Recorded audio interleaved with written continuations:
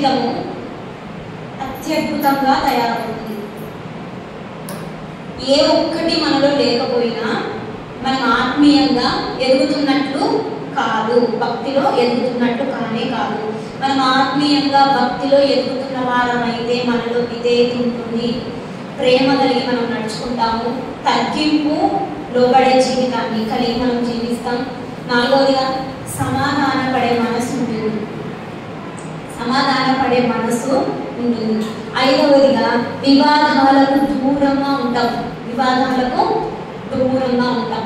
ఆరవదిగా అనుకోగలిగిన జీవితాన్ని మనము కలిగి జీవిస్తాం. అవగాహన జ్ఞానం దేవుడు మనకిస్తాడు. ఆసక్తిగా ఉంటాం. మరి ప్రభు విషయాల పట్ల ఆసక్తి, శ్రద్ధ, చురుకుదనం అనేవి కలిగి ఉన్నామా లేదా? ఒక పని సంఘంలో ఉంది అని అంటే, లేకపోతే సంఘంలో ఒక మీటింగ్ జరిగో, లేకపోతే ఒక మంచి ఏదైనా మంచి ఈవెంట్ జరిగింది అనుకోండి, సంఘంలో మీటింగ్, ప్రేయర్ మీటింగ్ అని ఏదైనా కావచ్చు జరిగింది, భోజనాలు సిద్ధపాటు చేశారు, భోజనాలు అందరూ సంఘంలోనే తిన్నాము, అయిపోయింది. దాని తర్వాత శ్రద్ధగా వచ్చి ఎంతమంది సంఘంలో గలీజ్గా ఉంది, క్లీన్ చేయాలని ఆలోచిస్తూ ఉన్నాం. దాన్ని శ్రద్ధగా ఉండడము, ఆసక్తిగా ఉండడము, చురుకుదనం కలిగి ఉండడం అంటాం. దేవుడి కార్యాలకు అది చాలా ముఖ్యమైన పాయింట్ అన్నమాట.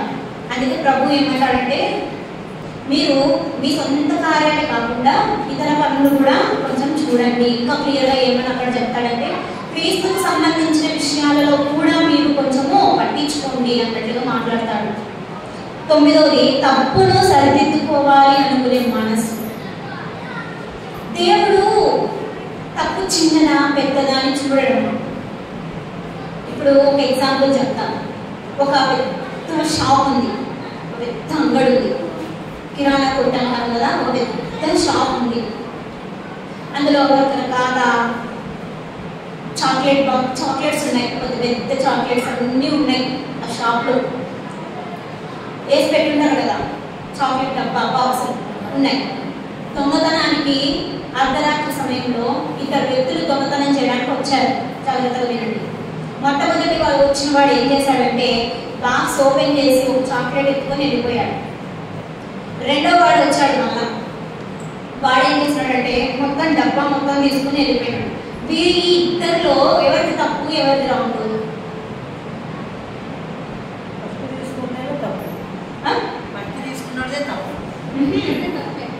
తప్పు ఇద్దరిది ఉందా, ఒకరిదే ఉందా? ఇద్దరిది తప్పే. మన దేవుడు కూడా అంతే. నువ్వు ఇంత తప్పు, చిన్న తప్పు చేసినావా, పెద్ద తప్పు చేసినావా అని చూడు. నీ తప్పుకు తగ్గ శిక్షణ ఉంటుంది, నీ తప్పుకు తగిన పరిష్కారం కూడా చూపిస్తాడు. నేను పెద్ద తప్పు చేసినా నన్ను దేవుడు పెద్దగా ప్రేమించాడు, నేను చిన్న తప్పు చేసినా నన్ను దేవుడు చిన్నగా తక్కువ ప్రేమిస్తాడు. ఇలాంటివి దేవుడి దగ్గర ఈ లాజిక్స్ పని చెయ్యవు. ఆయన ఎలాంటి వాడు తెలుసా? పక్షపాతి కాడు, పక్షపాతం లేనివాడు మన దేవుడు. అందుకే దావీదు ఏమంటాడో తెలుసా? అయ్యా నన్ను పరిశీలించు తండ్రి, పరిశోధించయ్యా, పరీక్షించు, ఎక్కడైనా తప్పిపోతున్నానేమో దేవా నన్ను వెతికి పట్టుకో, నా అంతరంగంలో నీ పట్ల ఏమైనా అయస్కరమైన మార్గం నా ఎందుంటే చూసి దాన్ని క్షమించు అని అంటాడు. దావీదు తన జీవితాన్ని మనం ఒకసారి ఆలోచన చేస్తే, ఆయన కప్పిపుచ్చుకునే మనసు కలిగిన వాడు కానే కాదు దావీదు. గొప్ప రాజు అంటే దావీదు, గొప్ప రాజు దావీదు. ఆయన తప్పు చేస్తే నేను తప్పు చేశానని ఒప్పుకునేటువంటి స్వభావం కలిగిన వాడు కాబట్టే ఆయన గొప్ప రాజుగా దేవుడు ఎన్నుకున్నాడు ఆయనకి. కానీ మనం ఉన్నాం కదా, ఒక తప్పు ఏదైనా చేస్తే ఒప్పుకోవడానికి ఇష్టపడం. దేవుడికి తప్పు చేసినప్పుడు ఒప్పుకోకుండా కప్పిపుచ్చుకునే వాళ్ళంటే అసహ్యం. నువ్వు దాన్ని ఒప్పుకోవాలి, ప్రభు దగ్గర క్షమాపణ అడగాలి, విడిచిపెట్టాలి, ఇంకెప్పుడు చేయకుండా.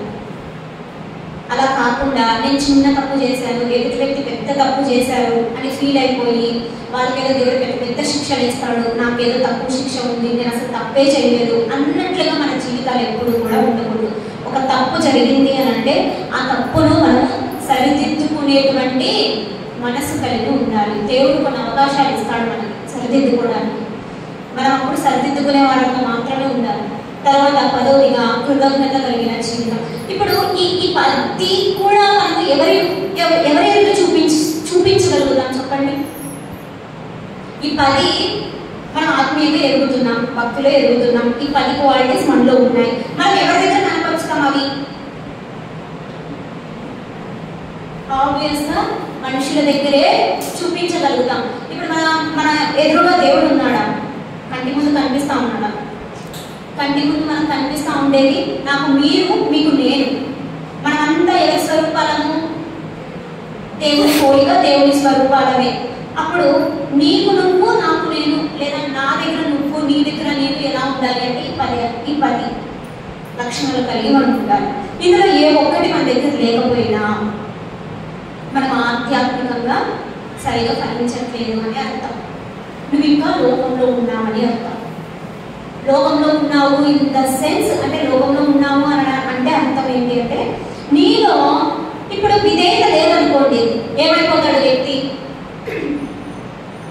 విధేయత లేనివాడు ఏమైపోతాడు? అసలు ఆదికాండంలో ఆదికాండమే తీసుకుందాం లేదు, బైబిల్ గ్రంథంలో విధేయత కలిగిన కుమారుడు అని మనం ఎవరిని బాగా పేరు పెట్టి పిలుచుకుంటాం? ఇస్సాకు. ఆ పాట చూడండి ఎంత బాగా రాస్తారు కదా. ఇది తెలియని తొలి రాగం అనే పాటలో ఒక మంచి ఇస్సాకు గురించి ఒక మాట ఉంటుంది. వయసి వచ్చినంటూ ఎవరి వెంట పడని మనుషుంట, తండ్రి తెచ్చి ఇస్తే తీసుకున్న గొప్ప మనసుంట.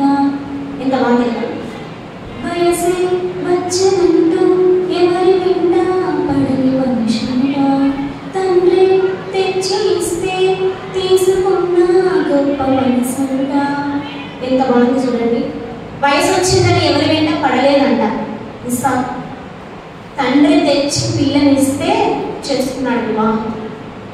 అందుకే మీరు ఎప్పుడైనా గమనించలేదు, వివాహం అనే టాపిక్ వచ్చినప్పుడు ప్రతి ఒక్కరు కూడా ఎవరిని ఎగ్జాంపుల్గా, ద బెస్ట్ ఎగ్జాంపుల్గా ఎవరిని చెప్తారు అని అంటే అందులో మొట్టమొదటిగా పేరు కనిపించేది ఎవరు అని అంటే ఇస్సాకు, రిబ్కా.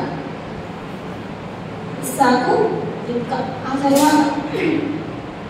ఆ తర్వాత ఒకరికొకరు ప్రేమను పంచుకుంటూ, ఒకరికొకరు ఏమంటారు కుటుంబ బాధ్యతలు పంచుకుంటూ, ఒకరి బాధ్యత ఒకరు సరిగ్గా నిర్వర్తించిన వారు ఎవరైనా ఉన్నారా బైబిల్ గ్రంథంలో అంటే అది ఒక అబ్రహాము, శారా. బాగా ప్రేమించిన వ్యక్తి ఎవరండి బైబిల్ గ్రంథంలో? ఎవరినైనా సరే ప్రేమ అనగానే మనకు బైబిల్లో ఎవరు గుర్తొస్తారు? యేసుక్రీస్తు ఒకటి పక్కన పెడితే, యేసుక్రీస్తు ఆయన ప్రేమామయుడు, అది ఓకే, ఫస్ట్ ప్లేస్ ఎప్పటికీ ఆయనకు ఉంటుంది. తర్వాత మనుషులలో ప్రేమ అనే పదానికి నిజమైన విలువైన అర్థం ఎక్కడ చూస్తాం మనం? చెప్పాలి. యాకోబు, ఇంకా అబ్రహాము, ఇంకా ప్రేమ ఎవరిలో చూస్తాం ప్రేమ? దావీదు. ఎవరి పట్ల?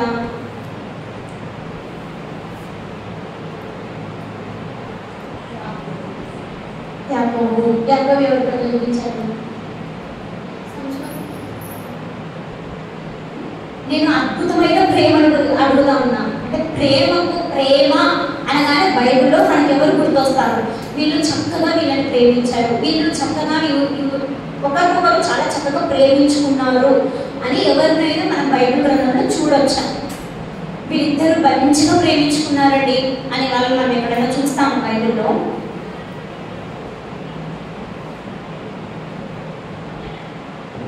ఎవరు స్ట్రైక్ అవ్వలేదా మైండ్లో? ఆలోచించండి బాగా, ఎవరు ఉన్నారో చూడండి. ఆయన ప్రేమించినాడు, ఆయన అయిపోయింది. మనుషుడు, బైబిల్లో ఉన్న మనుషుడు ఎవరి పట్ల అయినా ప్రేమ కలిగిన వారు ప్రిస్కిల్లా. ఎవరు? అకులా, ప్రిస్కిల్లా. వారు ఎక్కడైనా చూస్తే అకులా పేరు, ప్రిస్కిల్లా పేరు చెంటగా వచ్చింది అని పెద్దలు మాట్లాడుతూ ఉంటారు. ఎందుకు? వారిద్దరి మధ్య ఏముంది అక్కడ? ప్రేమ ఉంది, గౌరవం కూడా ఉంది. ఈ ప్రేమ గౌరవం అని మాట్లాడుకున్నాం కాబట్టి ఈరోజు 2 మాటలు చెప్తా, చాలా చాలా వినండి. వినండి. చిన్నప్పటి నుండి మనము చిన్నప్పటి నుండి కదా పిల్లలకు చిన్నప్పటి నుంచి పెరుగుతూ ఉంటాం కదా. చిన్నప్పటి నుండి తల్లి తండ్రికి విధేయత చూపించలేని ఒక అబ్బాయి, బాగా జాగ్రత్తగా వినండి, చిన్నప్పటి నుండి తల్లి తండ్రికి విధేయత చూపించకుండా, తల్లి తండ్రికి విలువ ఇవ్వకుండా, తల్లి తండ్రికి మర్యాద ఇవ్వకుండా, తల్లి తండ్రికి గౌరవం ఇవ్వకుండా ఉన్న ఒక అబ్బాయి వయసు వచ్చిన తర్వాత వివాహం చేస్తే, ఆ అబ్బాయికి వివాహం చేస్తే ఖచ్చితంగా నేను చెప్తాను, 22 ఏళ్ళు అనుకుందామా, 22, 23 వేసుకుందాం, 23 ఏళ్ళ నుండి పెంచి పోషించినటువంటి తల్లిదండ్రి మాట వినని ఒక అబ్బాయికి వివాహం అయ్యి ఆ అబ్బాయి జీవితంలో ఒక అమ్మాయి వస్తే 100కి 100% 23 ఏళ్ళ నుండి పెంచినటువంటి తల్లిదండ్రులను విలువ ఇవ్వలేని వాడు కట్టుకున్న భార్యకు విలువ ఇవ్వడు. ఇస్తాడా? మీది ఎక్స్పీరియన్స్, నాది రీసెర్చ్. మీకు ఎక్స్పీరియన్స్ ఉంటుంది కదా పెద్దవాళ్ళు, నేను రీసెర్చ్ చేస్తాను అన్నమాట. కొంతమంది జీవితాలను చదువుతూ ఉంటారు కదా, సో అలా నేను రీసెర్చ్ చేస్తాను. ఇప్పుడు ఇంకో మాట చెప్తాను. తల్లికి తండ్రికి విలువ ఇవ్వని అమ్మాయి, తల్లి తండ్రికి పరువు బాధ్యత లేని అమ్మాయి, ఇంట్లో అర్థమవుతుందా, ఇంట్లో అమర్యాదగా, అనుభవ లేకుండా, తగ్గింపు స్వభావం లేకుండా జీవించే అమ్మాయికి లేదా జీవించే అమ్మాయి వన్స్ తల్లిని తండ్రిని కాదని పక్కన పెట్టిన అమ్మాయికి, ఆ అమ్మాయి జీవితంలో ఒక అబ్బాయి వస్తే ఖచ్చితంగా ఆ అమ్మాయి కూడా అబ్బాయిని ప్రేమించలేదు, సరిగ్గా ప్రేమించలేదు, అర్థం చేసుకోలేదు. వివాహం అవ్వాల్సిన వారికి ఒక మంచి ఏమంటారు మాట, మన జీవితాలను సరిదిద్దుకునే మాట. వివాహం అయిన వాళ్ళు ఆలోచన చేయండి. నాకు ఒకసారి అనిపిస్తూ ఉంటుంది, వీళ్ళకి పెళ్ళయిన 2 భార్య భర్తలకి పెళ్లి చేయాల్సిన అమ్మాయి ఉండగా, అమ్మాయికి అబ్బాయికి అంటే పెళ్లి తల్లిదండ్రులకి పిల్లలకి పెళ్లి చేసే వయసు వచ్చిన తల్లిదండ్రులు పిల్లలకి పెళ్లి చేస్తే వారి భవిష్యత్తు ఎలా ఉంటుంది అనే ఆలోచన వారికి ఏమాత్రం ఉన్నా కూడా వారు వారి జీవితాన్ని, అంటే ఈ భార్య భర్తల జీవితాన్ని సరిగ్గా కట్టుకుంటారు. ఎందుకంటే రేపు పొద్దున నా పిల్లలు కదా, వారి భవిష్యత్తు ఎలా ఉంటుందో అనే ఆలోచన తల్లిదండ్రులలో ఉండాలి. అలా కాకుండా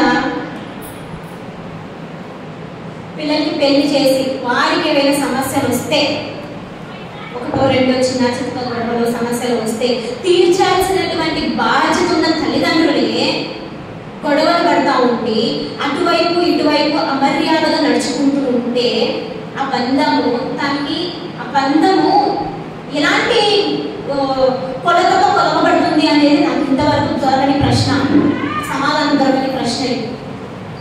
నేను ఇక్కడ ఏం చెప్తా ఉన్నానంటే, ప్రపంచంలో తప్పులు అందరూ చేస్తారు, కానీ తప్పు చేశాడు అని ఆ వ్యక్తిని జడ్జి చేసే హక్కు మనకు లేదు. నువ్వు తప్పు చేశావని జడ్జి చేసే రైట్ మనకి లేదు. ఇది బైబిల్ చెప్పే నీతి. ఎందుకు? మనలో ఏ తప్పు లేకపోతే మనం ఏం చేయాలి? మనలో తప్పు లేకపోతే ముఖాన్ని వేలెత్తి చూపించాలి. అలా కాదని మనలో తప్పు పెట్టుకొని ఇంకొకరిని తప్పు పట్టాలని చూసినప్పుడు అది ఏమైపోతుంది అని అంటే, తప్పు అనే మోతాదు ఎక్కువ పెరిగిపోతుంది అన్నమాట. మన జీవితంలో తప్పు చేయడం అనే స్వభావం కొంచెం ఎక్కువ మోతాదులో పెరుగుతుంది. ఈ విషయాలు మీకు అర్థమైతే మీరు మీ జీవితాన్ని ప్రేమగా మలుచుకుంటారు, కుటుంబాన్ని ప్రేమగా మలుచుకుంటారు. బాగా గుర్తుపెట్టుకోండి, ఈ 2 సీక్వెన్స్ ఎప్పటికైనా గుర్తుపెట్టుకోండి. ఎందుకు ఈ మాటలు చెప్పాల్సి వచ్చింది అని అంటే, మనం ఆత్మీయంగా భక్తిలో ఎదిగేవారు, లోకానుసారంగా జీవించే వారికి, ప్రభువుని నమ్ముకొని సంఘంలో సావాసంలో పరిశుద్ధులతో పరిశుద్ధుల మధ్య జీవిస్తున్న మనకు తేడా ఖచ్చితంగా కనిపించాలి. తర్వాత తగ్గింపు లేదంటే లోబడడం. తగ్గింపు జీవితము అట్ ద సేమ్ టైం దానికి కరెక్ట్ మీనింగ్ లోబడి జీవించడం. లోబడి జీవించడం. ఇప్పుడు ఒక 2 ప్రశ్నలు. సుమిత్రాన్ని తీసుకుందాం. సుమిత్ర నా కష్టకాలంలో సుమిత్ర నన్ను ఆదుకునింది. నా కష్టకాలంలో నన్ను ఆదుకునింది. ఆమె నన్ను కష్టకాలంలో ఆదుకునింది కదా అని చెప్పేసి ఆమె నన్ను ప్రతిరోజు సూటిపోటి మాటలు మాట్లాడుతూ నీకు కష్టం వచ్చినప్పుడు నేనే నిన్ను ఆదుకున్నాను, నేనే నీకు ధైర్యం చెప్పాను, నేనే నీకు అన్నీ చేశాను, నువ్వు చూస్తే ఇప్పుడు నా మీద ఇట్లా తిరగబడతా ఉన్నావే అని అనింది సుమిత్ర నన్ను. సరే నేను నువ్వు పెట్టావు కదా అని చెప్పి లేదంటే నన్ను ఆడుకున్నావు కదా అని చెప్పి ఈ రకంగా నీకు అన్ని విధాల రైట్లు ఉన్నాయి కదా, రైట్ హక్కు ఉంది కదా నన్ను తిట్టడానికి అని చెప్పి నువ్వు ఒక పిడిసను పెట్టినావని చెప్పి నన్ను డైలీ సూటిపోటి మాటలతో తిట్టడానికి పద్ధతి బాగాలేదు అని నేను చెప్తా ఉన్నా. ఇప్పుడు ఈ 2 కరెక్ట్ అంటారా కాదంటారా చెప్పాలి?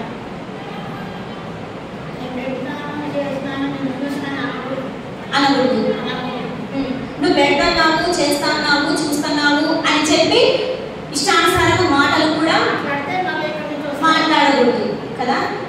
ఇవి రెండు కరెక్టేనా? తప్పు. నేను చెప్తా జాగ్రత్త వినండి. ఆమె కష్టకాలంలో నన్ను ఎంత ఆదుకునిందో నేను అంతా ఆమెకి ఎలా ఉండాలి? విధేయత కలిగి, అంటే ఆమె దగ్గర నేను లోబడి ఉండాలి. ఆమె అర్థం చేసుకొని ఈమె నేను ఆదుకున్నా కదా, కష్టకాలంలో నేను ఆదుకున్నాను కదా, అంత లోబడి నా మీ దగ్గర ఇంత లోబడి నా దగ్గర ఉంది కదా అని ఆమె ఫీల్ అయ్యి నా దగ్గర ఆమె ఏం చూపిస్తుంది? తిరిగి నా మీద గౌరవము, ప్రేమ అనేది చూపిస్తుంది. ఇది కరెక్ట్ ప్రాసెస్. ఇది మనకు బైబిల్ నేర్పించే నీతి. పెట్టినాను కదా అని మాట్లాడకూడదు.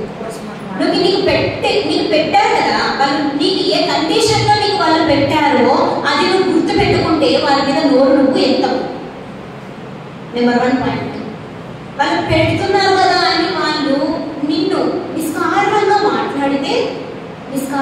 మాట్లాడితే మనం ఏమైనా మాట్లాడడానికి ఉంటుంది. మనకి 2 వైపుల నుంచి తప్పులు ఉన్నప్పుడు పెట్టావని నువ్వు, పెడుతున్నాను కదా అని ఆమె ఇలాంటి వాటి వల్ల ఏమవుతుందంటే వివాదాలు ఎక్కువైపోతాయి, రకరకాల మాటలు వచ్చేస్తాయి, రిలేషన్స్ దెబ్బతిరిగిపోతాయి, తగ్గింపు ఉండదు, లోబడే స్వభావం ఉండదు, మాటకు మాట, చేతకు చేత. అయితే ఇరుపక్షాల ఏముండాలంటే అందుకని సమాధానపడే మనసు ఉండాలి. ఇరుపక్షాల ఉండాలి, ఒకవైపే కాదు, ఇరుపక్షాల సమాధానపడే మనసు ఉండాలి. ఒక తప్పు జరుగుతున్నప్పుడు లేదంటే ఒక గొడవ జరుగుతున్నంతసేపు మనకి ఏమనిపిస్తుంది తెలుసా? నాకంటే కరెక్ట్గా ఎవరు మాట్లాడలేదు, నేను మాట్లాడితే అట్లా ఉంటుంది మాట, నాకు ఎదురు చెప్పే వాళ్ళే లేరని కొంతమంది ఫీలింగ్. ఇంకొంతమంది ఫీలింగ్ ఏంటంటే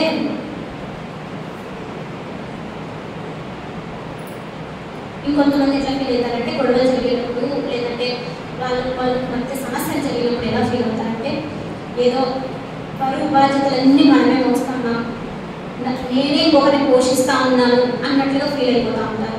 అది 2 కరెక్ట్ కాదు. మనకు సమాధానం పడే మనసు చాలా ముఖ్యము. అవతల వ్యక్తి ఏమన్నా సరే నువ్వు ఒకసారి గొడవ పడినప్పుడు ఒకసారి నువ్వు ఒంటరిగా కూర్చొని ఆలోచిస్తే నీకు అర్థమవుతుంది. జరిగిన గొడవ, మాట్లాడిన మాటలు ఏ దానికి దారి తీస్తాయా, ఎంత లోతుగా అవి పారుతాయా, నీళ్లు పారినట్టు పారుతూ ఉంటాయి కొన్ని మాటలు, అలా ఉంటాయి పరిస్థితులు. కాబట్టి అనుభవ కలిగిన జీవితము, తగ్గింపు కలిగిన జీవితము, లోబడే జీవితము, విధేయత, ప్రేమ కలిగిన జీవితము ఈ సమాధానం పడే మనసు దగ్గర మనకు తెలుస్తుంది అనమాట. ఇప్పుడు 5వ చూద్దాం. వివాహాలకు ఏం చేయాలంట? దూరంగా ఉండాలి, గొడవలకు దూరంగా ఉండాలి. కుటుంబంలో గొడవలకు దూరంగా ఉండాలి, బయట వ్యక్తులతో గొడవలకు దూరంగా ఉండాలి, సంఘంలో గొడవలకి, వివాదాలకి దూరంగా ఉండాలి. మనకు గొడవలు దూరంగా ఉండడమే కాకుండా ఏం చేయాలి అని అంటే అనుకోగలిగి ఉండాలి. మనం గొడవలు దూరంగా ఉన్నామంటే మనలో ఏమున్నట్టు? అణుచుకునే స్వభావం ఉంది, అనుకోగలిగిన మనసు ఉందని అర్థం. ఇప్పుడు 7వదిగా అవగాహన జ్ఞానం. అన్నింటినీ అవగాహన అంటే ఏంటి? అవగాహన, దీని మీద నాకు ఒక అవగాహన అంటే పట్టు, అన్నిటి మీద ఒక పట్టు రావాలి. సమస్యలను ఎదుర్కొనే విషయంలో, శ్రమలను ఎదుర్కొనే విషయంలో, పోరాడి గెలిచే విషయంలో మనకు ఒక పట్టు రావాలి. ప్రతి విషయం మీద అవగాహన జ్ఞానము పెరగాలి. ఆసక్తి, శ్రద్ధ, చురుకుదనం, ఈ 3 కలిగి మనం జీవించాలి. ప్రభు విషయాలకు ఆసక్తి చూపించి, ప్రభు విషయాలకు శ్రద్ధ చూపించి, ప్రభు విషయాలకు చురుకుదనం చూపిస్తే నీ నుండి సాతానుడు పారిపోతాడు. అలా కాదని చెప్పి ఇతరత్ర విషయాలకి నువ్వు ఎక్కువ సమయాన్ని కేటాయిస్తా ఉంటే వాడు పండగ చేస్తాడు. నీ జీవితంలో లేని కొన్ని అల్లకల్లోలాలు సృష్టిస్తాడు వాడు. కాబట్టి ఆసక్తి, శ్రద్ధ, చురుకుదనం, ఈ 3 కలిగి మనం ఉండాలి. చురుకుగా పని చేసేవారు ఏమవుతారంట? ఏలుబడి చేస్తారు. శ్రద్ధగా పని చేయవాడు ఏలుబడి చేస్తాడు. చురుకుగా ఉండుట బహు భాగ్యం. 9వది ముఖ్యమైన, ప్రతి ఒక్కరి ఆత్మీయురాలి జీవితానికి టర్నింగ్ పాయింట్ ఏంటంటే ఇదే, తప్పుని సరిదిద్దుకోవాలి అనుకునే మనసు. ఒక తప్పు చేసిన తర్వాత మీరు గుర్తుపెట్టుకోండి, ఇందాక చెప్పాను కదా, ఒక షాప్లో 2 దొంగలు పడ్డారు. సో వాళ్ళిద్దరూ తప్పు చేశారు కదా, ఆ ఇద్దరు చేసిన ఆ తప్పు వాళ్ళు దిద్దుకోవాలనుకోవాలి, కానీ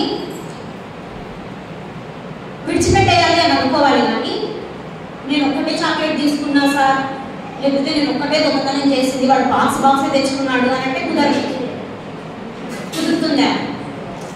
నువ్వు ఒకటి దొంగతనం చేసినా, బాక్స్ దొంగతనం చేసినా, అది నీ లైఫ్ లాంగ్, వాళ్ళ లైఫ్ లాంగ్ బాధ, వాళ్ళు చేసిన తప్పు ఉంటుందా? ఉంటుంది. మనుషుల స్వభావం అలాంటిది. ఎందుకు? మనం ఏదైనా చేసిన ఒక తప్పు మన జీవితకాలం వెంటాడుతుంది అని అంటే దాని అర్థం ఏంటో తెలుసా? బాగా వినండి పాయింట్.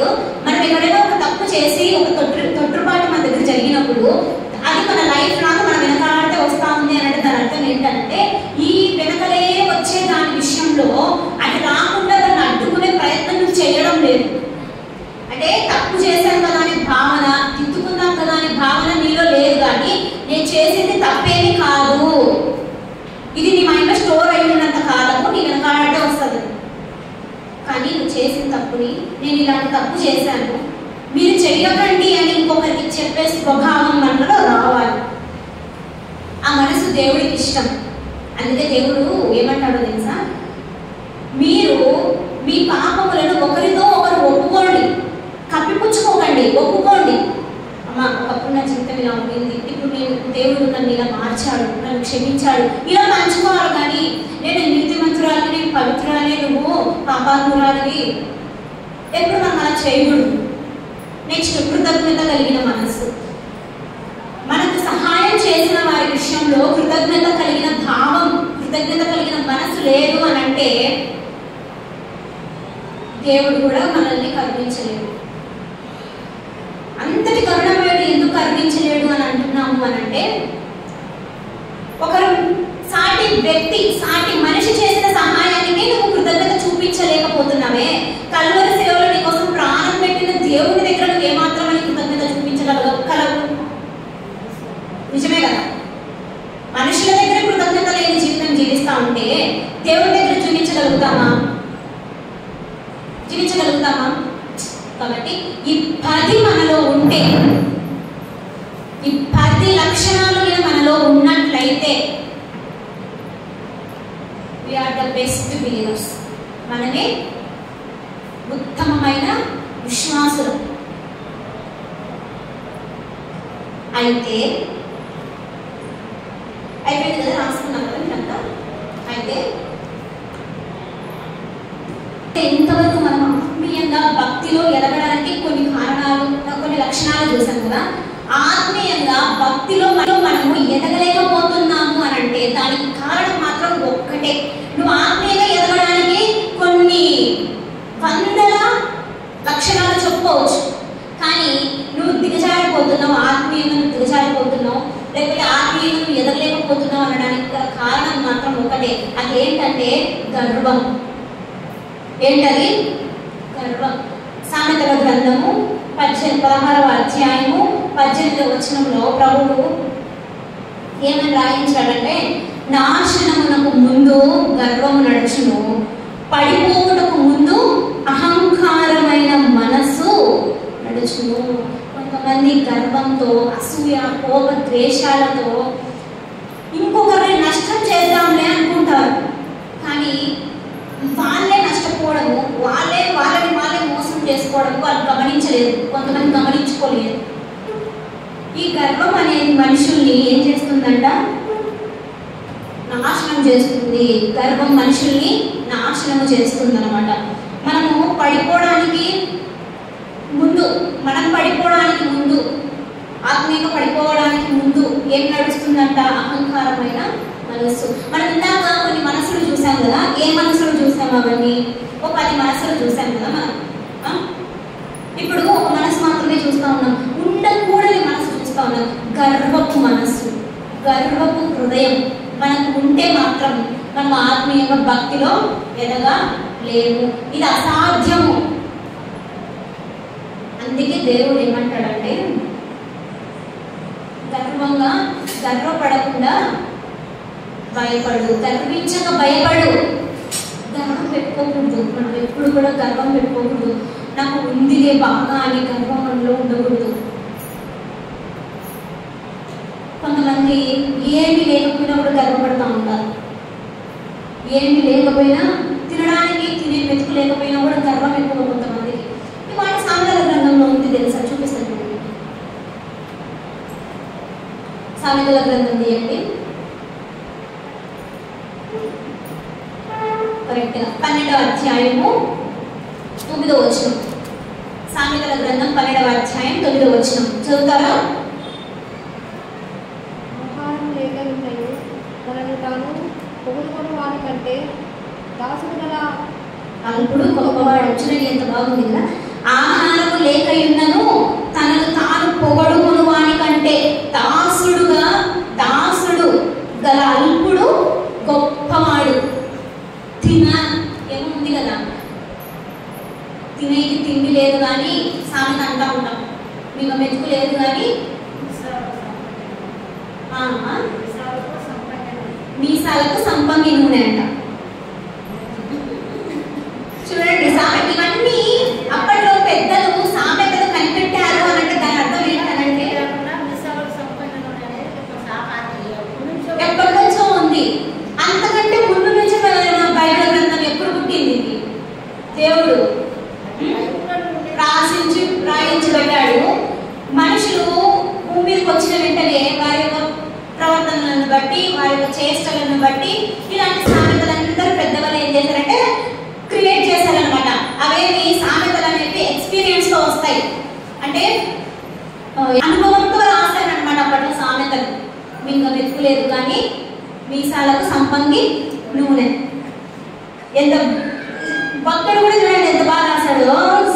సమయం ఎంత చక్కగా, సొలొమోను ఎంత బాగా రాశాడు చూడండి.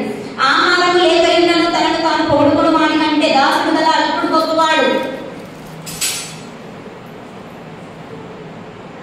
అందుకే గర్వం అనేది మనిషిని నాశనానికి దారి తీస్తుంది. అది ఉంటే మనం భక్తిలో సరిగ్గా ఎదగలేము అనే విషయాన్ని మనం ఈ రోజున చూస్తా ఉన్నాం. ఇందుకు నేను మీకు ఒక ఎగ్జాంపుల్ చూపిస్తాను, చూడండి. ఒక ఎగ్జాంపుల్ చూడండి. ఇప్పుడు ఇది మనం అనుకుందాం, ఇది మన జీవితం. ఇదేంటి? మన జీవితం ఇది అనుకున్నాం.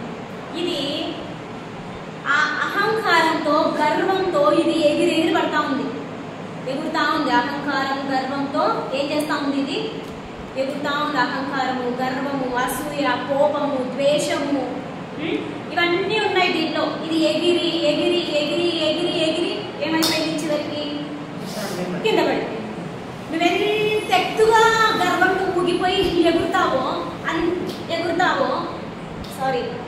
ఎగిరితే అంత కిందికి పడిపోతావు.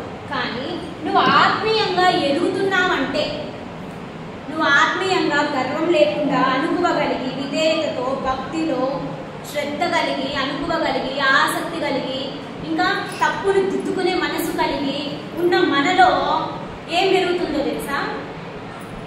ఏం పెరుగుతుంది అని అంటే, మనం ఇలాగే ఉంటాము. మనం ఎంతో పైకి ఉంటాం, పైకే ఉంటాం, కానీ మనలో ఉన్న ఈ కోపాలు, ద్వేషాలు, ఈర్ష్య, పగలు అన్నీ కూడా ఇలా చారి కింద పడిపోతూనే ఉంటాయి. చూడండి, మనం కరెక్ట్గా భక్తిలో ఉంటే, కరెక్ట్ భక్తి మనం చేస్తూ ఉంటే అన్నిటిలో నుండి ఇలా పోయి మేము మాత్రం తలగా నిలబడాలి. అర్థమైందా? నీవు మాత్రము తలగా నిలబడాలి. నా దగ్గర ఉన్న ప్రస్తుత సామాగ్రితోనే నేను ఈ యాక్టివిటీస్ చూపిస్తూ ఉంటాను అంతే. ఇలా పడిపోతానే, మనం ఇందాక చూసినట్లు పడిపోతాం. నువ్వు ఎంత గర్వంగా అహంకారంతో ఊగిపోతూ ఉంటావో అప్పుడు పడిపోతావు. పడిపోతాం. కానీ అవి కాకుండా నువ్వు ఆత్మీయంగా ఎదుగుతూ ఉన్నావు అనుకోండి, అప్పుడు మనం ఏమైపోతాము? పైకి వస్తానే ఇట్లా చూపిద్దాం, ఇట్లా అంటే బాగుంటుంది. పైకి వస్తానే ఉంటాం, పైకి వస్తానే ఉంటాం. ఇది మనకు బైబిల్ నేర్పిస్తున్న నీతి. కాబట్టి ఇప్పుడు మనకందరికీ ఒక విషయం, అవగాహన జ్ఞానం ఇందాక చూసాం కదా, అవగాహన జ్ఞానం. ఈ అవగాహన జ్ఞానం అనేది ప్రభు విషయంలో గట్టిగా మనం పట్టుకునే వాళ్ళంగా ఉండాలి. ఆ అవగాహన జ్ఞానం అంటే అన్ని విషయాల మీద ఒక అవగాహన మనకు రావాలి. సంఘంలో, కుటుంబంలో, సమాజంలో కూడా మనకు అవగాహన జ్ఞానము అవసరము. దావీదు చాలా చక్కగా 51వ అధ్యాయం కీర్తనల గ్రంథం 51వ కీర్తనలో చూడండి, 51వ కీర్తన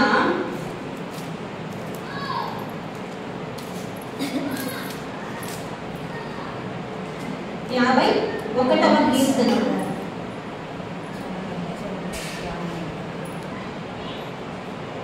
ఈ ఒక్క మాట చూసుకొని ముగించుకుందాంలే మనం. 6వ వచనం, 51వ కీర్తన 6వ వచనంలో ఏముంటుందంటే,